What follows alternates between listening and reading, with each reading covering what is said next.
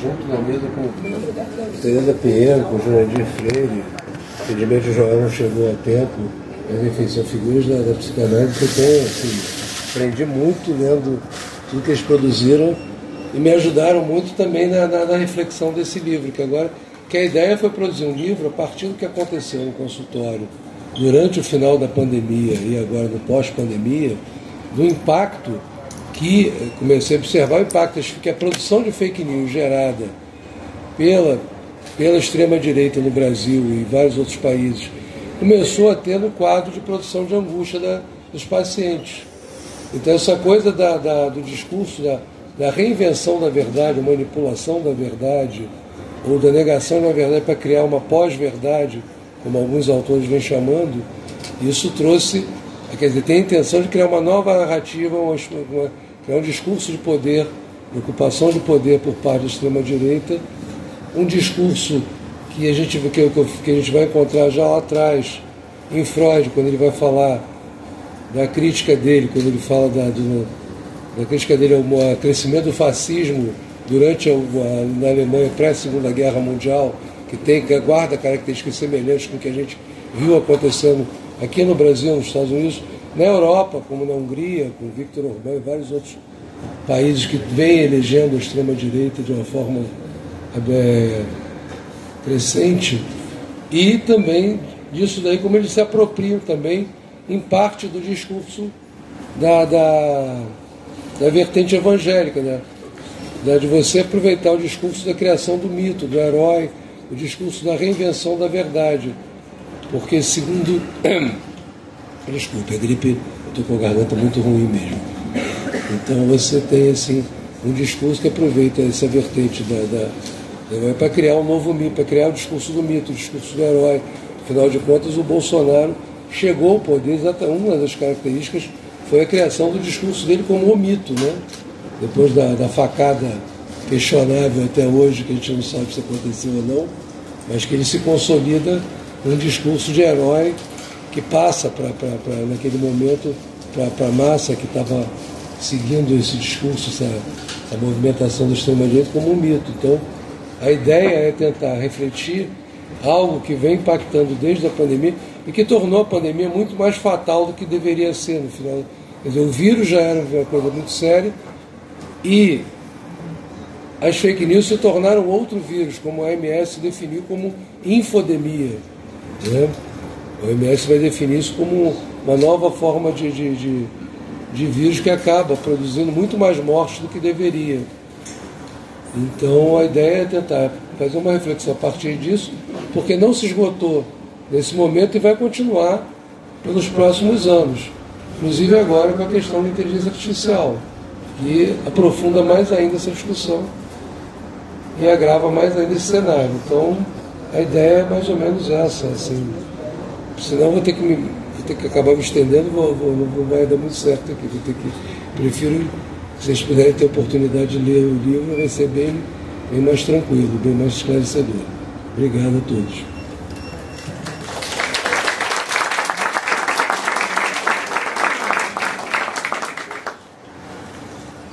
Bem, o livro que eu organizei, né, o Percursos Psicanalíticos no Brasil, ele surgiu como ideia de uma conversa com o próprio editor, né, o Sérgio Gomes, que está ali, né, que é um dos responsáveis pela possibilidade. Ele é a condição de possibilidade desse livro, né? O Sérgio, que ele logo abraçou a ideia. E a ideia era a seguinte: a gente estava ali, era no ano de 2022, se não me engano, né? E a gente estava vendo uma certa conjuntura das relações de diversas instituições com a psicanálise que pareciam para a gente um tanto soturnas, né? A começar pela emergência, muita gente que deve ter acompanhado, de um grupo que de fato efetivou isso, que foi a fundação de uma faculdade de psicanálise, né, aqui no Brasil. Depois eu vim a saber que não foi só uma faculdade de psicanálise, existem algumas faculdades de psicanálise no Brasil. Essa primeira no Paraná e algumas outras espalhadas pelo Brasil. Sei que tem uma em Sergipe, algumas em São Paulo, mais outras no Paraná, enfim. E isso não quer dizer que esse processo tenha parado, porque naquele momento, né, em 2022, houve uma espécie de facilitação por parte do Ministério da Educação para que isso fosse criado, essa faculdade de psicanálise. Para quem não é do campo, é importante dizer que essa é a primeira faculdade de psicanálise na história da psicanálise, não só no Brasil, mas no mundo, porque os psicanalistas entendem que faculdade de psicanálise não é um lugar onde se aprende psicanálise, né, e muito menos onde se transmite psicanálise. Né, onde se forma um psicanalista, então, muito menos. Era preciso, então, a gente fazer alguma coisa quanto a isso. Essa era a primeira ideia. Juntou-se outros problemas, não diria problemas, outras situações importantes. Nesse cenário de polarização política que o Marcelo mencionou, né, algumas figuras, desde youtubers a supostos intelectuais, enfim, que de algum modo ou de outro abraçavam essa extrema-direita que ele mencionou, declararam a psicanálise um inimigo.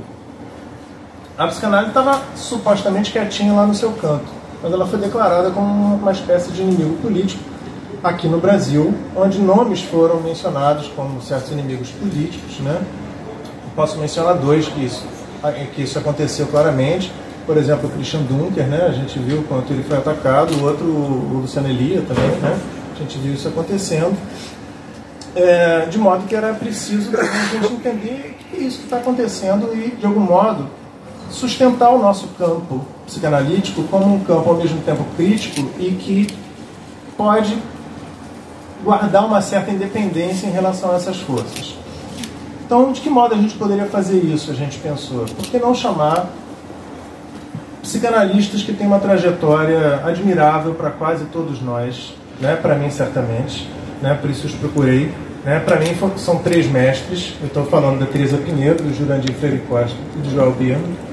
Eles têm uma trajetória mais ou menos dos anos 70 para cá, em que eles foram referências para diversas gerações de psicanalistas, seja nas suas formações de psicanalistas, seja como analisandos, supervisionandos, ou seja como alunos deles, porque eles foram professores em importantes universidades aqui do Rio de Janeiro, né? O Jurandir na UERJ, o Joel na UERJ, na UFRJ, a Teresa na UFRJ. Então eles, de um modo ou de outro, participaram do percurso da formação de quase todos nós. O Joel chegou, aparentemente, pelo que eu estou sabendo. Isso é ótimo, então ótimo. Tá lá ele lá, eu vou dar um lugar aqui para ele. Espera aí. E eles três precisavam ser escutados, né? Seria importante escutá-los De modo que... Não, Jurandir, deixa que eu fico aí. Para com isso, tá bom. Obrigado. De modo que a gente pensou em entrevistá-los. A gente não sabia se eles topariam. As entrevistas circulariam em torno dos seguintes temas: como foi a trajetória deles na psicanálise, sobre como foi a formação deles enquanto analistas e o que eles têm a dizer sobre a formação psicanalística nas universidades.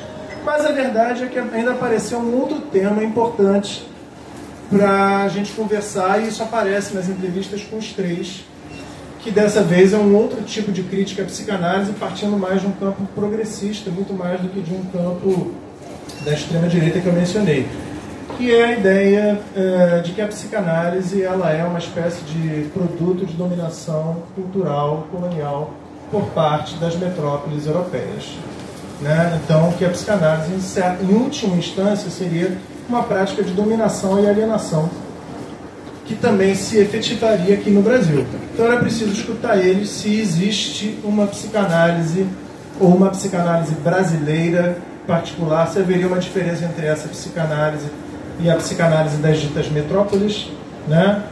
Eu posso aqui acrescentar minha ideia. Eu acho que hoje talvez a psicanálise mais interessante ocorre aqui no Brasil, que na América Latina muito mais do que ocorre na Europa, né? Mas enfim, vocês vão ver essas conversas acontecendo no livro. São 3 entrevistas, então elas guardam o frescor de uma entrevista. Eu vou terminar minha fala aqui apenas dizendo o seguinte: tem uma particularidade nessas 3 entrevistas, que talvez vocês sintam um pouco o clima disso no livro. Como eu mencionei, essa ideia desse livro foi em 2022 que ocorreu, mas a realização das entrevistas calhou de acontecer a primeira entrevista com a Tereza no momento em que ocorreram as eleições para presidente, um pouco depois, acredito eu, um pouquinho depois, foi. A entrevista com o Jurandir ocorreu, isso não foi pensado, isso foi porque eram as datas possíveis para as entrevistas, mas acabou que aconteceu assim. A entrevista com o Jurandir aconteceu 1 ou 2 dias depois que o Supremo Tribunal Federal reconheceu o resultado das eleições, naquele mesmo ano de 2022. E a entrevista com o Joel já aconteceu em 2023, depois que já tinha ocorrido a tomada de posse, né, do Lula, mas ainda não tinha acontecido o 8 de janeiro. Foram uns 3 dias antes do 8 de janeiro, acho eu, por ali. Foi naquela primeira semana. Então elas têm, eu diria assim, a entrevista com a Tereza mostra uma tensão quanto a isso. A do Jurandir já um certo relaxamento, e a do Joel, o Joel traz um ar de esperança, que eu até achei interessante que o lançamento do Joel acontecido esse mês agora, né, no início do mês, Jurandir e Joel tiveram um debate em que o Jurandir mostrou uma esperança no futuro e o Joel uma posição mais cética. No livro aparece algo um pouco diferente na fala deles, é engraçado, isso tem a ver com a conjuntura que estava acontecendo naqueles momentos. Então acho que esse livro é também um registro histórico daqueles acontecimentos ali que estavam de algum modo fervilhando no meio das entrevistas. Bom, é isso que eu tenho para dizer. Agora eu vou passar a fala para os autores na ordem em que eles foram entrevistados. Então primeiro eu passo a palavra à querida Tereza Pinheiro, que eu agradeço mais uma vez pela entrevista.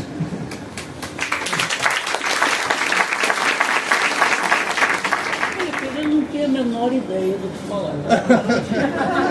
Mas a menor, eu vim pensando o que você queria. 10 minutos, eu achei uma eternidade.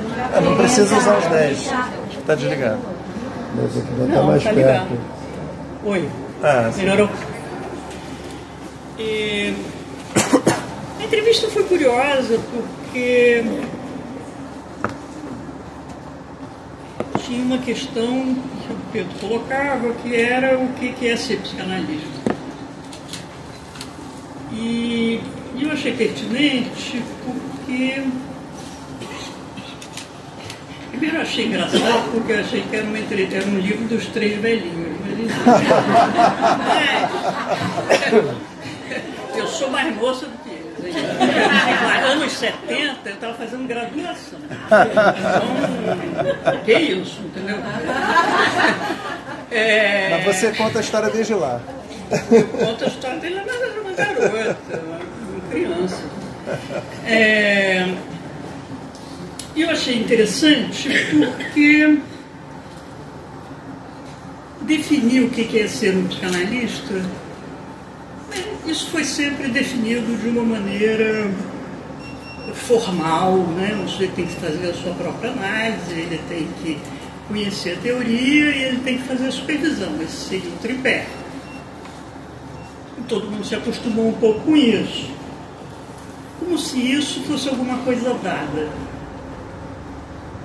E eu acho que a única coisa que eu tinha vontade de falar aqui hoje, em nome da velhinha, é que eu acho que se perdeu ao longo do tempo a ideia de transferência. Acho que o que é lamentável hoje na psicanálise é um enorme desprezo pela potência da transferência. Eu entendo perfeitamente o quanto o conceito é complicado. Complicado no sentido, talvez até disso, né, do que a gente está discutindo hoje, da questão da branquitude, da questão do poder, de ocupar esse lugar, né, de ser um corpo teórico vindo da Europa e toda a crítica que a gente faz pertinente, né? Mas é preciso destrinchar um pouquinho o conceito. Né? O conceito não é o sujeito se achar nesse lugar que ele tem poder. É ele reconhecer que esse lugar é um lugar de poder e, portanto, é um lugar de um enorme cuidado ético. Se a gente joga a transferência no lixo em nome, né, de uma simetria que vem sendo falado tanto, ou de uma mutualidade que faz sentido para determinadas coisas, mas com relação à transferência não, eu acho que a gente transforma um instrumento fundamental numa banalidade de uma conversa de bar. Vamos e venhamos, uma conversa de bar até tem efeitos importantes. Os amigos são ótimos, mas é completamente diferente de uma proposta analítica. Então, isso me fez pensar muita coisa, quer dizer, eu acho que o que eu tinha vontade um pouco de dizer era isso. Eu tive uma formação europeia, né, nesse sentido, quer dizer, comecei a minha graduação no exterior, vim para o Brasil, depois voltei para o exterior para fazer um doutorado. Mas tem uma coisa que talvez a gente precise se dar conta também, e que eu acho que eu me dei conta rapidamente. Quando eu cheguei na França, sobretudo no doutorado, os franceses que entram na universidade fizeram uma prova, o equivalente ao vestibular, onde eles têm uma base de filosofia que eu estava longe de ter, não tinha a menor ideia. Eu não tinha aquela bagagem, essa era zero. Ou eu corri atrás, que foi o que eu fiz, mas eu me dei conta também que o pensamento europeu, tão enaltecido, é um pensamento da particularidade e do específico. E que o brasileiro necessariamente tem que pensar macro. E esse era um trunfo que eu tinha. Eu podia pensar o todo, enquanto aquelas pessoas pensavam o detalhe, cada detalhe. Seja por uma forte influência do pensamento cartesiano que eu não tinha, seja por eu fui trabalhar com um autor que estava longe de ser cartesiano, que era Ferenczi. Então, eu concordo plenamente com o Pedro, quer dizer, eu acho que a gente hoje no Brasil produz uma psicanálise de altíssima qualidade. E a psicanálise europeia parou no tempo e lamentavelmente, na França, praticamente desapareceu. Era um lugar que tinha uma produção enorme. Eu tive o privilégio, ao mesmo tempo, de frequentar seminários que me instigavam intelectualmente o tempo todo.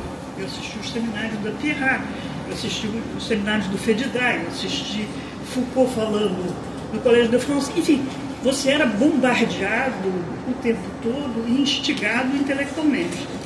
Mas eu acho que isso hoje o Brasil faz com os seus alunos, ou pelo menos eu espero que faça, né? Tanto nas instituições quanto nas universidades. E eu acho que é porque a gente tem uma possibilidade de juntar coisas, de pensar agregando pensamentos. E isso eu acho muito bom. Acho que é só isso.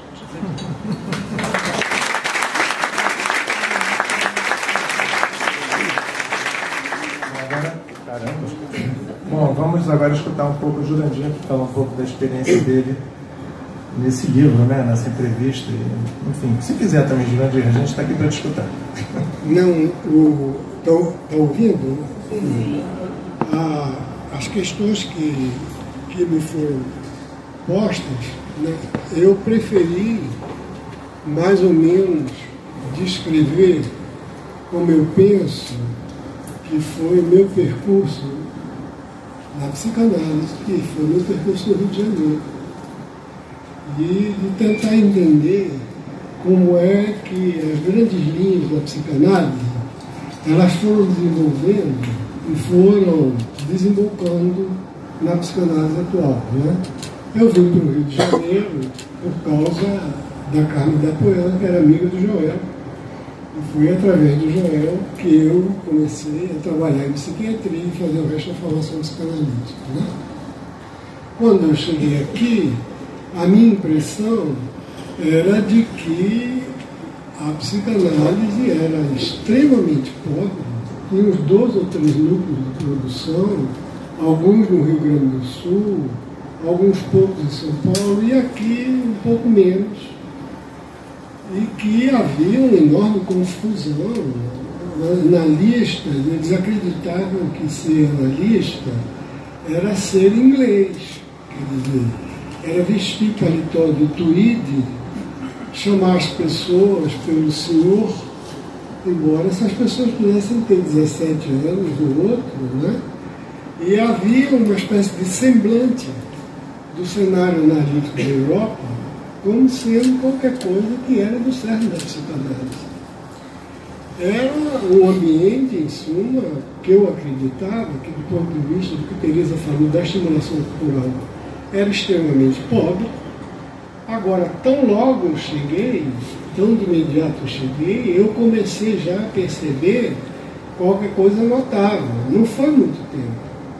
Eu acho que 3, 4 anos depois, a psicanálise aqui já estava se desenvolvendo num ritmo frenético, por questões externas a elas ou internas a elas. As questões internas começaram a se desenvolver, sobretudo, eu digo, o estímulo interno começou a se desenvolver, sobretudo com a chegada em massa dos nossos colegas argentinos, que tinham uma produção intelectual formidável, voltada por uma certa marca, e eles instigaram, eles de fato pensaram, obrigaram que as pessoas pensassem.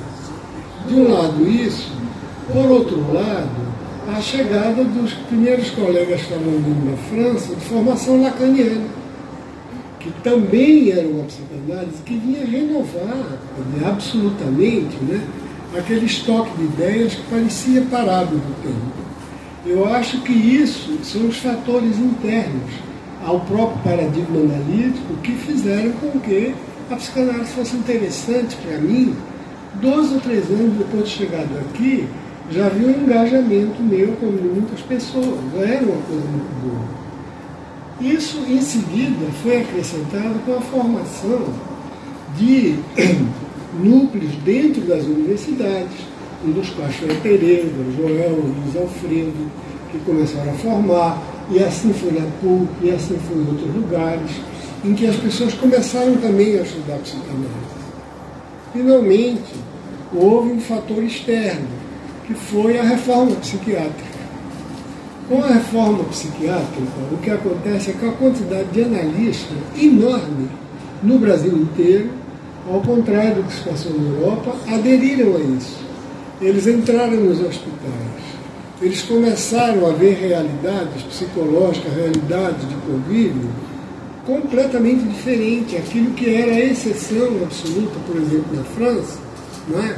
Eu participei de um serviço psicanaliticamente inspirado, psiquiatria de setor, tinha Maud Manomy, tinha o Uri lá em Laborde, tudo, mas eram experiências parciais, é que de repente começou a ser uma verdadeira massa de analistas dentro dos asilos e renovando a percepção.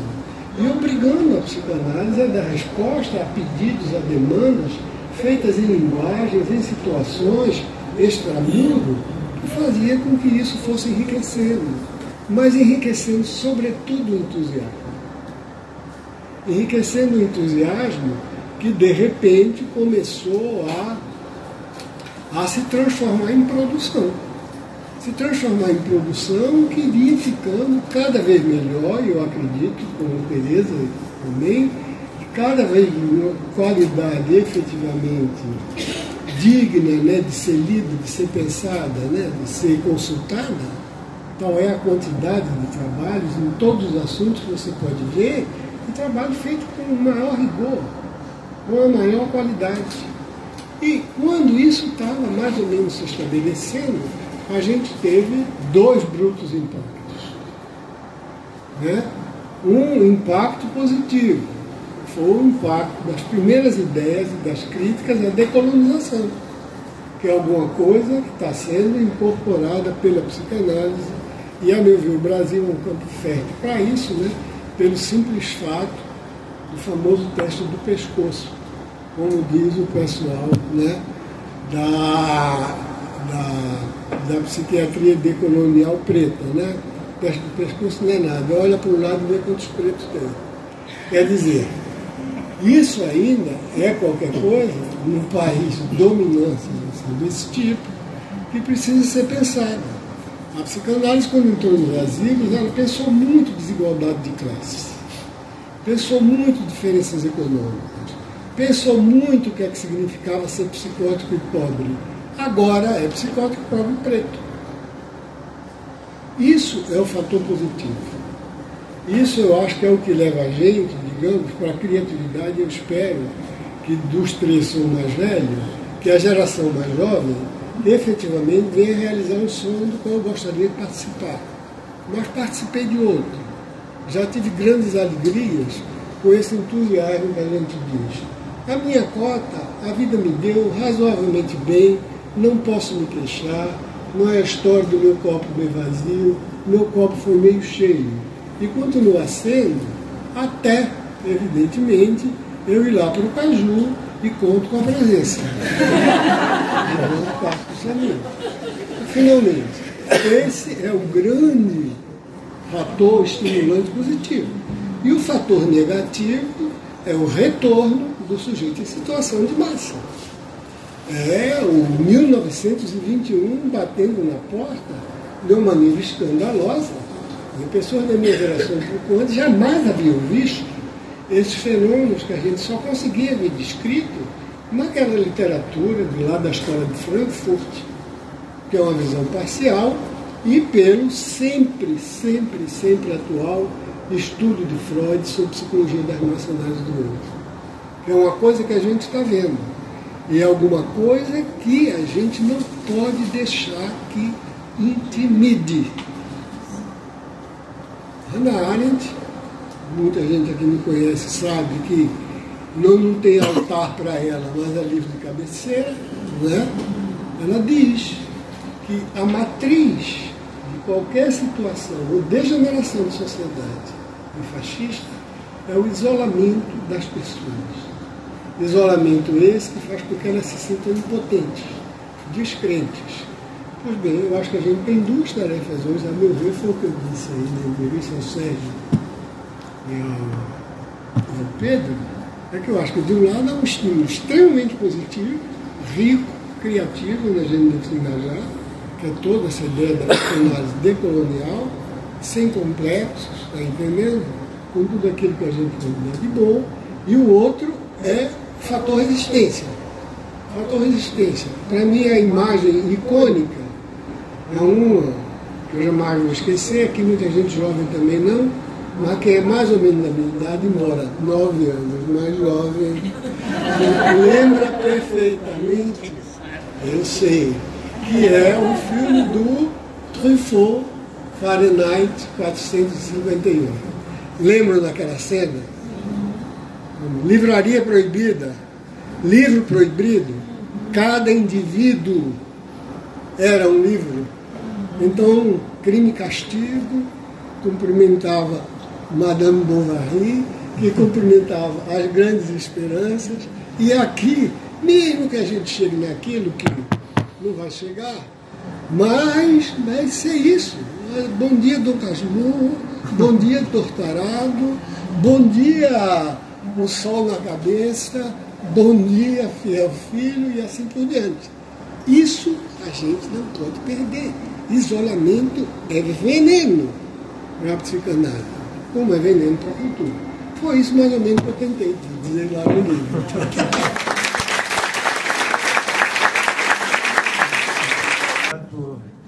Por vir, né? Você chegou um pouco depois, mas eu apresentei um pouco o livro e a gente está fazendo agora 10 minutos para cada um, mais ou menos, falar da sua experiência com o livro, que seria um enorme prazer de escutar, né? Foi uma entrevista corrida há 2 anos, né? Quase atrás, mas eu sei que você deu uma relida e você poderia comentar um pouco sobre como é que foi aquela experiência. Obrigado. Obrigado, Pedro. Prazer de estar aqui com a Tereza e com o Jurandir, trocando ideias a respeito disso. Eu reli a entrevista que eu fiz para você, né, para até me lembrar, né, do que eu tinha dito. Né? Eu tinha tanto tempo, né, então, tentar lembrar o que eu tinha dito, até mesmo que é um tema que a gente fala muitas vezes, né? Então a gente não sabe o que disse num lugar, o que não disse no outro, né? Mas, enfim, eu acho que tinha essa questão inicial que a Teresa comentou, que eu achava uma questão interessante, que o Pedro, inclusive, levantava como uma questão óbvia, né? Quer dizer, se eu me sentia ou não psicanalista, né? E quais eram os signos desse reconhecimento, né? Essa foi a primeira pergunta inicial, né? Que a gente pode, como a Teresa disse, responder isso de uma maneira, como é que se diz, formal, né? O famoso tripé da psicanálise, só pode dizer isso de um outro ponto de vista. Então, nessa perspectiva, né, eu acho que a minha incursão precoce, de uma certa maneira, pode-se dizer, na psicanálise no Brasil, né, desde o começo dos anos 70,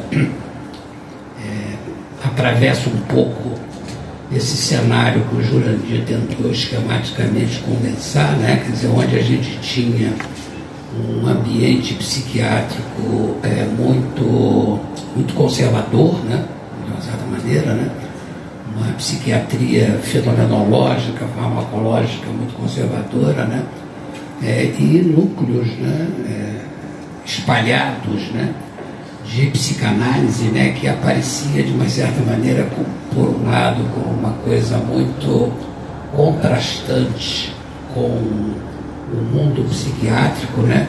E por outro lado como uma coisa também muito idealizada, né? A psicanálise era uma coisa muito idealizada no início dos anos 70, daí porque, né, quando aconteceu a famosa denúncia de existir um torturador dentro de uma instituição de psicanálise, foi um choque generalizado, né, para todos nós aqui, como foi para fora do Brasil, né? Exatamente, o psicanálise era uma coisa muito idealizada, né? E eu mesmo, né, no meu percurso, né, eu levei muito tempo para aceder a fazer uma formação psicanalítica, né? E levei muito tempo exatamente porque eu me perguntava se eu tinha condições psíquicas de ser um psicanalista, voltando à pergunta inicial do Pedro, né? E eu estou trazendo essa questão para cá porque eu acho que na nossa contemporaneidade as pessoas aderem à psicanálise com muita facilidade, né? No meu modo de entender, né? Há quase que uma adesão à psicanálise como se fosse uma espécie de carreira pré-determinada, né? Isso que a Teresa tentou colocar um pouco aqui a maneira dela sobre a transferência, né, fosse uma coisa dada, né, quer dizer, e me parece que essa adesão muito fácil que se faz à psicanálise, eu percebo que existe isso no Brasil, né, é uma coisa em que a psicanálise se tornou a adesão a uma carreira e uma profissão, né, com todo o lado negativo que pode haver em aquilatar a psicanálise pelo lado do profissionalismo ou pelo lado do carreirismo, né? E muito menos aquilo que eu acho que estava presente, tanto nas primeiras gerações de psicanalistas e como estava presente também um pouco nos anos 60, nos anos 70, né? Que era uma certa dimensão de aventura que havia em você se impulsionar pela psicanálise. Quer dizer, havia uma espécie de descoberta de um mundo novo, né? Uma experiência de redescoberta do mundo, né? Quer dizer, eu acho que esse clima se perdeu, no meu modo de entender, na atualidade. Então, nesse sentido, eu sou muito cético a respeito da situação contemporânea, né? Quer dizer, apesar de toda essa renovação a que o Jurandir faz, destaca, né, com razão, a respeito da decolonialidade, a respeito da condição racial, a respeito da colocação em questão do binarismo sexual, a pluralidade da condição de gênero, né, com toda essa revolução, né, que de uma certa maneira nós estamos atravessando, e nós atravessamos isso dentro e fora da psicanálise, na nossa experiência, né, como psicanalistas, como analisantes, né, tudo isso efetivamente nos marcou, né? Apesar de tudo isso, né, e inclusive uma abertura da psicanálise, né, para as classes populares, que é uma coisa muito recente no Brasil, né, que a psicanálise sempre foi fechada para as classes populares. Eu acho que isso é uma dependência daquilo que o Jurandir muito corretamente avaliou que foi o efeito da revolução psiquiátrica, né, da reforma psiquiátrica no Brasil, né, dos anos 80, 90, né, foi isso que trouxe, né, um tempero ou outro para a psicanálise e mesmo um engajamento da psicanálise, seja na universidade, né, seja propriamente nas causas propriamente populares, retirando a psicanálise de um certo elitismo, né, que ela tinha no Brasil, afora a sua porção, que incursionava pelo campo das classes médias, que eram as famosas psicanálises de grupo, né, na época, né? Mas de qualquer forma, né, eu acredito, com o Pedro, né, como o Jurandir também falou, né, de que a gente vive hoje no Brasil um momento de experiência de psicanalítica que talvez que a gente não encontre em outro lugar no mundo, né? Nem na Europa, a França, onde a psicanálise está desaparecendo, ou nos Estados Unidos, onde a psicanálise é um affair completamente medicalizado, né?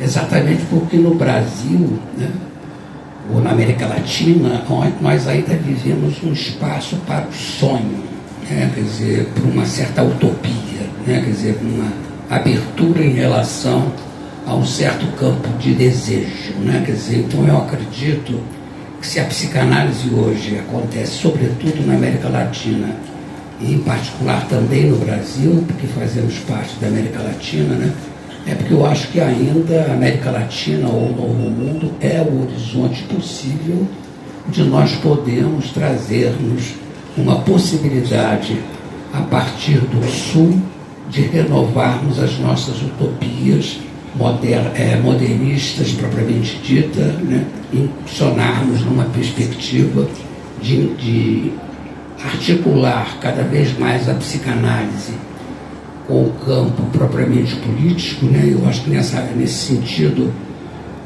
quando a Teresa fala da questão da resistência, né,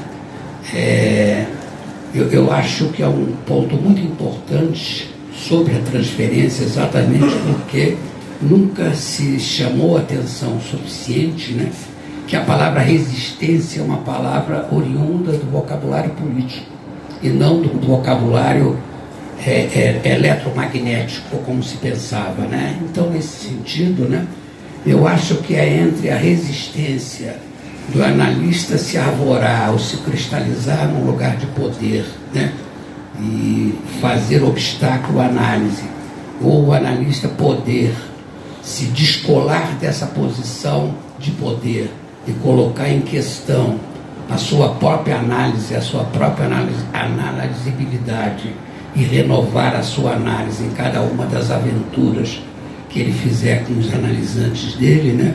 Quanto mais a psicanálise vai estar próxima da utopia que ela um dia representou. E é a maneira da gente sair de um certo burocratismo carreirista da psicanálise. Muito obrigado.